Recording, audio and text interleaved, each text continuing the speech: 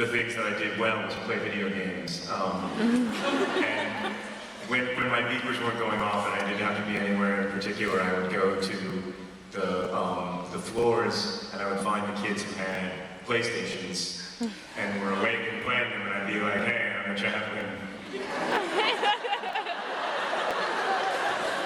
See, you've got a second controller. Never get done. And then in 2008, I became friends with a young woman who was a fan of my books named Esther Earl, and she was very sick with cancer, and through knowing her, I think I was finally able to write the book, because I was finally able to be hopeful about it, and be funny about it, and not be so maudlin about it, because Esther was never maudlin, and never gave in to sentiment, and always resisted it, and whenever it was introduced into a conversation, she would strike it down with great force and fury, and I think that was the insight that I needed to be able to finally do it.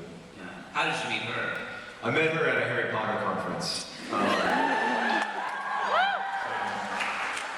brother is a bit of a star in the world of Harry Potter music. And it's true. And so I had to go. I mean, in retrospect, I was happy to go, but at the time I felt that I was being forced to go to this Harry Potter conference that I really ended up having an amazing time at. But was that LeakyCon? It was. What year was it? 2008. That was there. That was fun too. Yes, it was LeakyCon in 2008, and I don't like dancing, and Esther was sick, so we became friends. Was dancing. Thanks, which is what I call the band in the book instead, because I couldn't let go of it. But I was really in love with what Thoreau said about tuberculosis. He said, disease and decay are often beautiful, like the pearly tear of the shellfish or the hectic glow of consumption. And I, in my mind, and there was a lot of stuff in early drafts of the book about connections between the way that the 19th century imagined tuberculosis and the way that we imagine cancer now, as these capricious diseases that attack young and old alike, and whatever. All of that stuff got cut, but I still like the title. And then my editor, I had proposed the title The Fault in Our Stars somewhere along the way, and my editor kept saying, The Fault in Our Stars is I promise, is a much better title than any of these other titles that you're coming to me with, all of which are either pretentious or obvious attempts to play for a broad market, 48 Shades of Grey, etc. And so finally, I came around. I also, for months and months and months, I was telling people that it was going to be called The Sequel. And that was during a draft of the book where it was much more about the idea that the story that Hazel was writing was a sequel to An Imperial Affliction. Was sort of her way of constructing the sequel that she needed. But then that was sort of pretentious. All that stuff fell away, and we were left with The Fault in Our Stars. Right. Well, I thought I'd ask John to read a short passage from Fault in Our Stars, and it's actually about an imperial affliction. You don't want to, do you? No, I'm happy to do it. This is from the perspective of Hazel, who's a 16-year-old girl, just to clarify. My favorite book by a wide margin was An Imperial Affliction, but I didn't like to tell people about it. Sometimes you read a book and it fills you with this weird evangelical zeal, and you become convinced that the shattered world will never be put back together unless and until all living humans read the book. And then there are books like An Imperial Affliction, which you can't tell people about. Books so special and rare and yours that advertising your affection feels like a betrayal. It wasn't even that the book was so good or anything. It was just that the author, Peter Van Houten, seemed to understand me in weird and impossible ways. An Imperial Affliction was my book, in the way my body was my body, and my thoughts were my thoughts. But even so, I told Augustus. My favorite book is probably An Imperial Affliction, I said. Does it feature zombies? He asked. No, I said. Stormtroopers? I shook my head. It's not that kind of book. He smiled.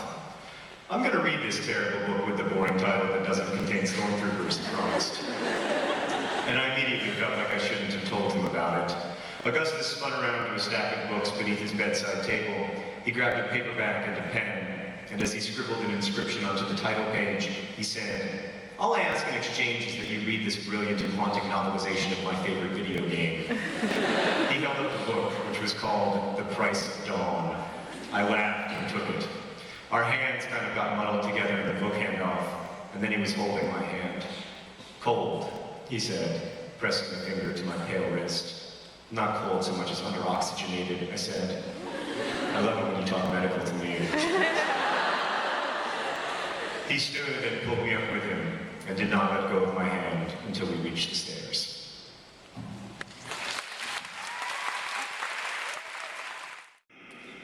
I don't know how it is for you, but for me, the deadlines just encroach, and then they take it away from you. You know what I mean? So, you know, I send it to Julie, and then we have a year or two of working on it together, and then she starts to send it to other people, and then it just gets closer and closer and closer. And then the last few weeks, I'm just like a desperate, crazy person, and proposing all kinds of changes. I remember my first novel, a week before it went to press, saying, "I think this should be about the civil rights movement." She was saying, I don't agree. Well, honestly, I shed all manner of unmanly tears over this book. So if it had been any better, I don't even know what was happening. All kinds of bodily fluids. Why didn't image? What? I didn't image. Is it? Do you find it difficult to write as a girl? Not really. No. Speaking of unmanliness. Yeah, I mean, well, I didn't find it difficult to write from I felt like Hazel's perspective was very specific. Yeah. And I think I would have found it difficult to write from the perspective of like a capital G girl. But I didn't really. I mean, I felt What's a capital G? you know, like, I don't know, someone who likes shoes and thinks a lot about her bras around it. But I don't, you know, which maybe none do. I have such a limited understanding of it. And I was really, you know, in the same way, this is true though whenever you're writing a novel, I think. Like, you never know if the voice sounds plausible. I'm not a 16-year-old boy either, so like, you never know if the voice sounds plausible in the ear of the reader until the book comes out. But no, I never worried about it. Like, I couldn't dress her. My wife had to dress her. No, man. You do, I will start mentioning. Yeah, no, I'm very, very happy though if they're interested in a product placement deal. I will never write a novel without them. The story is that when Dom Perignon was a monk, hence the Dom, and he invented champagne. He discovered it, and after the first taste of his sparkling wine, he ran to the abbey. They weren't silent monks, and said, "Come quickly, I am tasting the stars." I don't know if that's a true story, but it's certainly one that the Dom Perignon company tells. I knew that because I worked at this magazine, Metal Floss, for about a year. I'm still a big fan of their work. They do great stuff, and I wrote 4 books for them in 6 months, all trivia books. And I learned an astonishing amount of trivia in those 6 months because I was working 14 hours a day in a tiny little room with no windows in New York City, doing nothing but finding trivia and then trying to tell one joke about it and then moving on. It was really hard work. I'm still friends with those guys, but yes, I resent what they did to me. One of the things I love about it is this wonderful way it brings back this motif of stars, just seems to all circle back. It's just such a good book. Tell me, so you've been on tour, just putting it out there and talking to readers. What kind of responses have you gotten back from readers about the book? Largely positive. It means a lot to me when the book resonates with people who've experienced illness or loss in their own lives, and that was something that I didn't expand. You know, I felt like might resonate better with people who didn't know what I was talking about, because people who didn't know what I was talking about might feel like it was inauthentic or something. So I mean, that's what's been the most Yeah. perfectly done. So I'm really happy about it. But also, I mean, you're always a little nervous. Like all of my other books are optioned too, and you might have noticed that you didn't see them. You get to keep the money, though, right? That is my understanding. Yeah, that's the great thing. Now, I want to have a little bit of a digression, and I warned you about this, so I want to talk a little bit about the Swindon Town Swindley bloopers.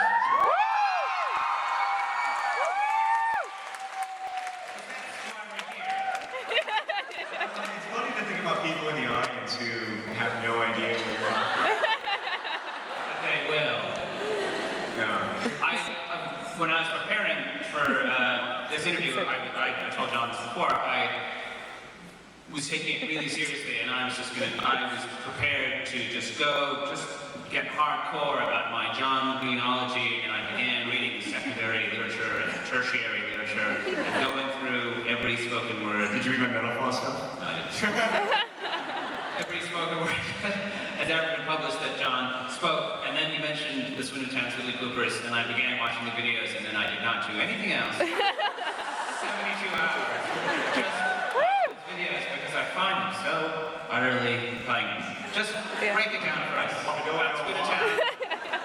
And it's Swindley bloopers. All right, here's a story. I'm a big soccer fan. In 1963, a little team called Swindon Town, from League Two, the fourth league of English soccer, confusingly, defeated Arsenal, one of the best, and by best I mean I hate them, teams in England to win the League Cup. It was one of the greatest upsets in the history of sports. There were individual players on Swindon Town who were unpaid, to contextualize this. Most of the Arsenal players were paid more per week than Swindon Town's yearly salary budget at the time. So it was one of the great upsets of all time. One day, my brother and I were playing soccer, and we had just started recording the video. Like, we would play the video game, and then we would talk over it, and then we would upload it to YouTube. So you just see the video game, and you hear our commentary, I guess. And I'm much better than my brother at soccer. So he was Arsenal, and I decided to be Swindon Town because I remember this great heroic victory, and I won. I won 1-0, and thereafter I decided that I was going to do my own series, where I was going to take Swindon Town all the way from the bottom of the professional soccer in England to the Premier League, which took a long time, but I did it, and this season we are in the Premier League. We're really bad. We're 17th, so we're just trying to stay in the Premier League. But the FA Cup final is on Tuesday. I'm acting like this is real soccer.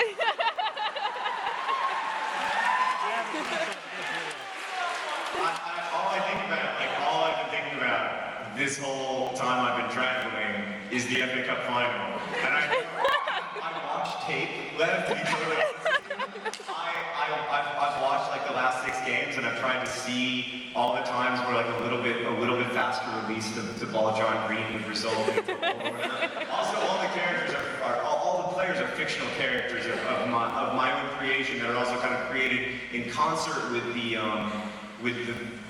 viewers of the videos. So they decide, based on their names, like they decide who they'll be. But our 2 forwards, our 2 starting strikers are Ball John Green and other John Green.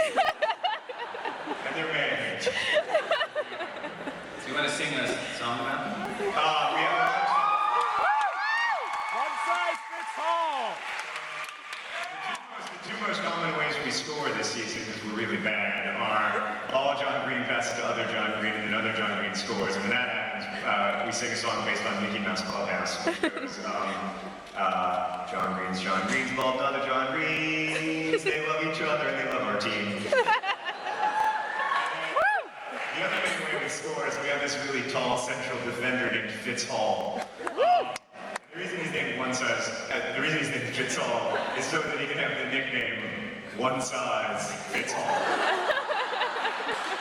And the thing I want to tell you about this that is amazing is that Fitz Hall is a real person and he plays on a real soccer team. And the song that we made up about him, the actual supporters of his actual soccer team sing at the actual games. But that song is, he's big, he's small, he's also short and tall, one size fits all.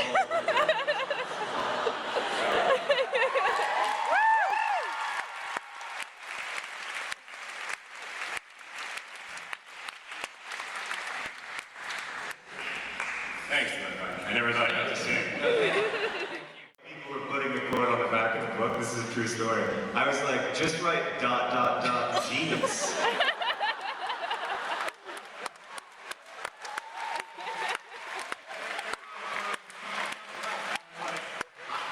It doesn't bother me. I'm signing off on it here now. Absolutely. I said I would take out the dam and then maybe the news. Well, this is coming out anyway, so. It's just you were so excited you had to use the damn. You can't say damn genius. That But it doesn't didn't sound. stand somehow. Yeah, no, I love the phrase damn genius. I believe me, I was pleased. So you mentioned the whole high culture, low culture thing. Do you ever feel tempted to write a book that's not, that's not a young adult novel, that's not YA, but just A, and just say, well, I'm going to take a whack at it. I'm going to be Jonathan Franzen or whatever, and I'm going to get my national award. And Oh God, no. That doesn't seem very fun. you guys make it look fun. He doesn't seem to be having a great time. No, I mean, I think Jonathan Franzen is really good at being Jonathan Franzen, and I'm very grateful for his work, but I don't want to try to make it. I really like my job, and I really like my readers, and I really like the kind of stories that I can tell, and I'm scared of your world, to be honest with you. Like, it's always freaked me out a little bit. It's, like when a group of people can get that upset about whether or not there's a winner of the Pulitzer Prize, like that scares me. I don't want to be in that world. I want to be in my little world where everybody's nice to each other and roots for each other, and all the people who don't win the LA Times Book Prize are happy for the person who does. I don't know. I really love not only young adult fiction itself, but also the community of writers and readers that I get to be a part of. But also, that doesn't really feel limiting, at least yet. I mean, maybe when I'm 50 it'll feel limiting, but right now, there seem to be plenty of stories. I don't think there's anything. It's an astonishingly different. The whole the talent is different. Like when I read your book, you are able to think of things that I couldn't think of if I had 10,000 years to try to think of things that might happen. Because all of the things that I think of that might happen at the speedway near my house. My best friend was like, he had just read The Hunger Games, and he was like, oh, it's just great. I mean, it's just, the way she imagines that world is so full and rich and complex. And I said, yeah, it really is great. He said, I mean, of course, you do that too in your own work. It's just that you choose the museum where your wife works and the gas station where you get gas. So I think I have to stick with the gas station where I get gas. I don't think I can write about Raven. Stay on Facebook. All right. I think it's time for questions. Yeah, there's 2 mics at the, don't run or anything. Don't hurt each other, but there's 2 mics if you want to ask a question. Get up. Can I have your Hi. voice? Start with you. First of all, I have a comment really quick. I just wanted to thank you. I'm a high school English teacher, and sometimes the thought of having to read a book can be so awful for them. And anytime your books are up at the end of the year and I offer them to read, I don't have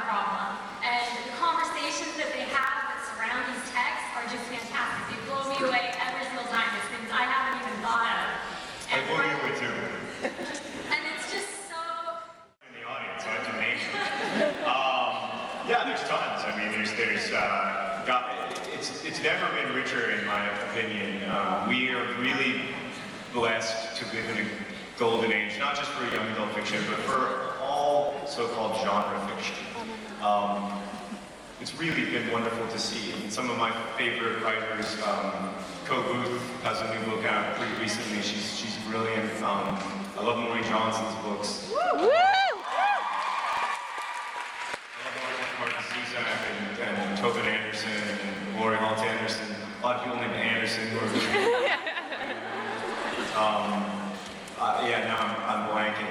Corey Whaley, the guy who won the Prince Award this year, his book is fantastic. So, Lev, do you have any recommendations?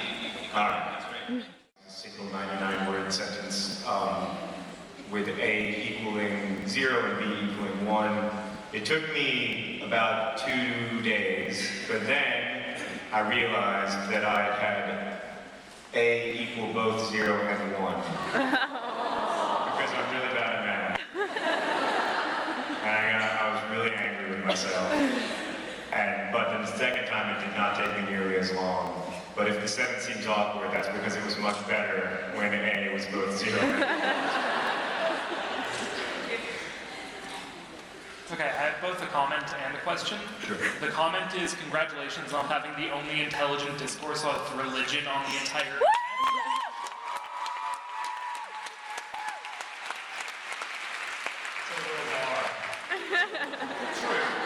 And the question is, Miles in Looking for Alaska and Hazel both have different opinions on the ability for a person to be irreparably broken. And I wanted to know, which one do you agree with?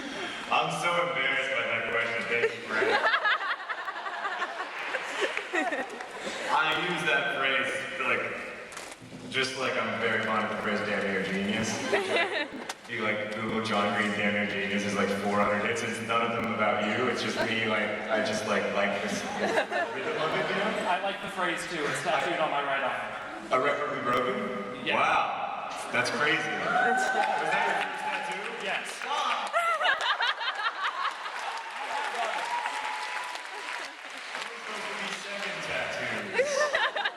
Tattoo with Zelda, I'm sorry. Alright, I wish you'd gone Zelda first so that Zelda could take the blame for the initial sullying of your body. The ink or whatever. That's a cool tattoo though. Thank you. Yeah, so Miles and Hazel both use this phrase irreparably broken. Obviously, if I had remembered that Miles used it, I would not have reused it. I like the phrase. I don't even know why. I'm glad you like it too. I mean, personally, I would side with Miles. But, I think there are cases to be made on both sides. All right, thank you. Good job. Hi, I'm so lucky to be healthy. And I was wondering if you had to kind of stop and take those breaths and realize that too? That's a really interesting question. I did. I probably didn't take as many of them as I should have, to be honest with you. I think writing that book was very bad for my health. I'm sort of hypochondriacal anyway. And I spent so much time thinking about the body and the ways that it breaks down and the capriciousness of that, I do think that you have to remove yourself from, or I have to as an author, remove myself from the narrative a little bit in order to not feel, too directly identified with the character.